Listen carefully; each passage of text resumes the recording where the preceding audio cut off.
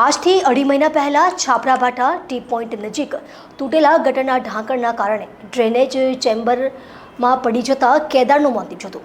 આ ચકચારિત ઘટનામાં કેદારનો પરિવાર ન્યાય મેળવવા ધર્મના ધક્કા ખાઈ રહ્યો છે. સુરતના અમરોલી વિસ્તારમાં મહાનગરપાલિકાની ગંભીર બેદરકારીના કારણે 2 વર્ષીય નિર્દોષ બાળકનો જીવ ગયો હતો. 5 ફેબ્રુઆરીએ Variyav Chhaprabhatha road T point નજીક ભરાતી બુધવારી બજારમાં તૂટેલા ગટરના ઢાંકણામાં પડી જતા 2 વર્ષીય કેદાર વેગડનું દુઃખદ અવસાન થયું હતું. આ પ્રકરણમાં અમરોલી પોલીસે સાપરાધ મનુષ્યવધનો ગુનો નોંધવામાં આવ્યો હતો. આ સાથે જ એક સુપરવાઇઝર અને જુનિયર ઇજનેરના નામ આપીને આ બંનેને જવાબદાર ઠેરવવામાં આવ્યા હતા.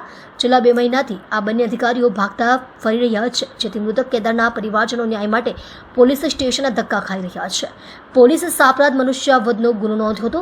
ત્યારે 4 અધિકારીને નોટિસ ફટકારાઈ હતી, પરંતુ 2 મહિના પહેલા નાના કર્મચારી, સુપરવાઇઝર અને જુનિયર ઇજનેરના 2ના જ નામ પોલીસને અપાયા છે. વળી ગંભીર ઘટના હોવા છતાં કોઈ તપાસ સમિતિની રચના કર્યા વિના જ પોલીસને રિપોર્ટ સુપરત કરી દેવાયો હતો.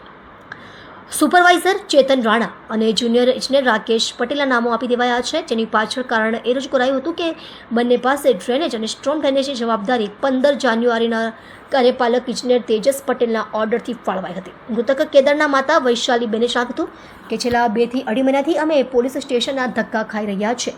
આ લોકો અમને ઉચ્ચક જવાબ આપે છે કે 2 ટીમો મોકલી છે અને શોધખોળ કરી રહી છે. હું તો કહું છું કે આ લોકોએ બંગડી પહેરીને ઘરમાં બેસી જવું જોઈએ. એનાથી વધારે આ લોકોથી કંઈ થઈ શકે તેમ નથી. એટલે એ વસ્તુ જ કરાય એ બેસ્ટ છે. આ ઘટના પાછળ જે જવાબદાર હતા તેમને સજા થાય એ પ્રકારની ન્યાયની આશા છે. ફરિયાદમાં જે કલમ લગાવવામાં આવી છે એ પ્રમાણે એ લોકોને સજા થાય. અમારી બીજી કોઈ માંગ નથી. જો ન્યાય નહીં મળે તો અમે ઉપવાસ પર ઉતરીશું. હું તો એમ કહું છું કે આ લોકોએ ઢાંકણીમાં પાણી લઈને ડૂબી મરવું જોઈએ. એવું કામ અમરોલી પોલીસનું છે. અમે અમરોલી પોલીસ સ્ટેશનમાં આવ્યા છીએ. મારો બાબો ગટરમાં પડી ગયેલો તેના માટે. તો શું કીધું પોલીસ દ્વારા? અત્યારે તમે કેટલા દિવસથી આવી રહ્યા છો અને શું પ્રોબ્લેમ આવે છે? અમે 2 મહિનાથી અઢી મહિનાથી તો કમસે કમ ધક્કા ખાઈએ જ છીએ. જ્યાંનો પડી ગયો છે ત્યાંનો ને બધું ઉચક જવાબ આપવામાં આવે છે. બધા સરખા કાંઈ જવાબ દેતા નથી ને કહે છે કે 2 ટીમો મોકલી છે અને શોધખોળ કરીએ છીએ. હું તો એમ કહું આ લોકોને બંગડી પહેરીને ઘરમાં બેસી જવું જોઈએ. એનાથી વધારે આનાથી કાંઈ થાય એમ નથી.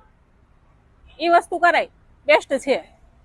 2 મહિનાથી વધુનો સમય થઈ ગયો છે. શું ન્યાયની આશા રાખો છો?